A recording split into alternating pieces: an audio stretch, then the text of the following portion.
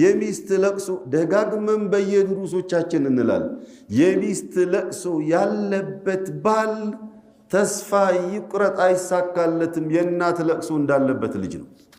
አይሳካለትም والله እንድቹ ሐያቱ እንደተደበሰበሰ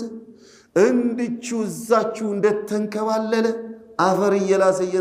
የተነሳ የወደቀ የተነሳ ይኖራል وهكذا لا يتغير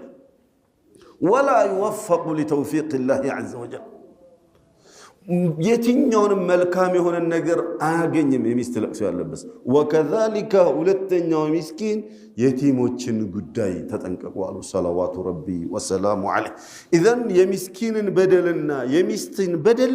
የቂያማ ለታ አላህ ዳኛ እነዛ ተበዳዮች ከሳሽ እኔ ደግሞ ጠበቃ ሆኜ ነው መቆመው ተጠንቀቁ ሰለዋቱ ረቢ ወሰላሙ ዐለይሂ